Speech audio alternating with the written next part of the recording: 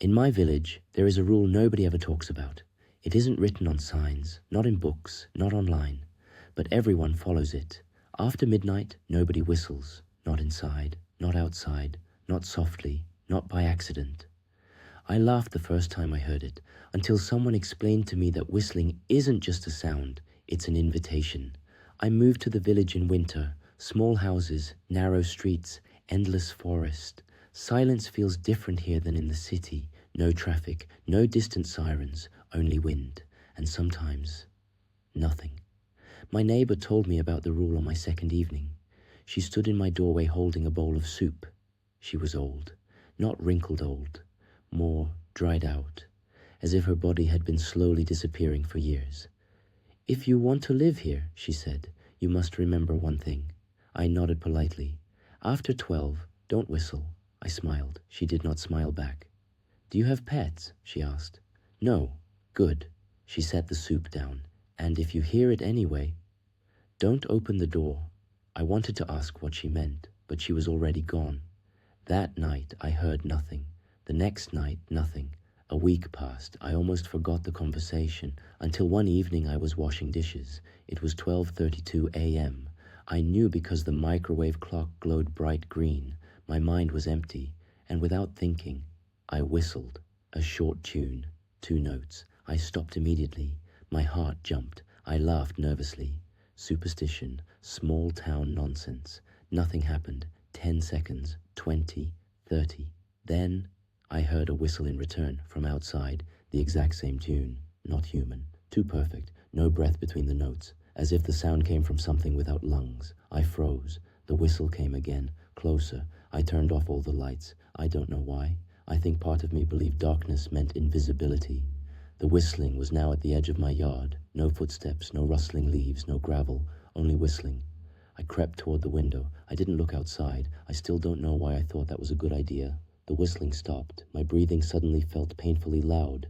Then I heard it, right behind my front door, a whistle, soft, long, as if something were holding its breath while doing it. There was no knocking, no handle turning, but I felt it. Something was standing there, not someone. Something. My phone vibrated. A message from an unknown number. "Don't answer." I didn't reply. Another message. "Don't move." My legs started tingling, like they were falling asleep. Another message.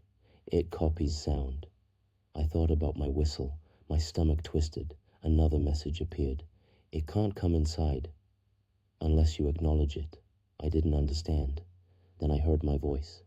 From outside the door. My voice. "Open the door." Perfect imitation. Even the slight rasp I've always had. I covered my mouth. My phone vibrated. "If you respond, if you speak, if you cry, if it hears you breathe, it knows you're inside." Outside, my voice spoke again. "I know you're there. I can hear you breathing." It was lying, but it sounded confident, like it was pretending, trying to make me doubt.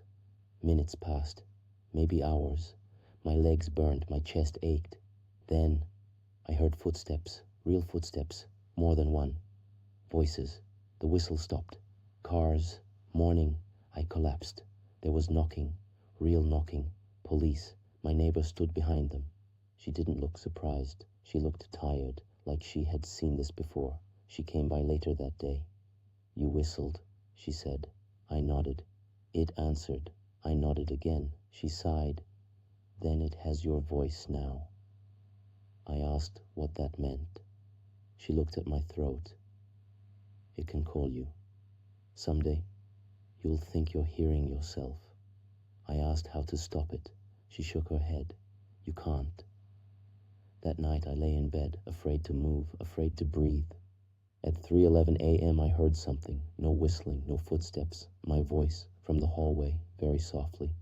"Come take a look." I kept my eyes closed. My voice whispered again. "It's safe." It sounded warm, convincing, kind, like I was trying to comfort myself. I began to understand. It doesn't hunt, it waits, it practices, it gets better, and one day I will hear myself calling, and it will sound exactly like me, and maybe I will forget why I was ever afraid.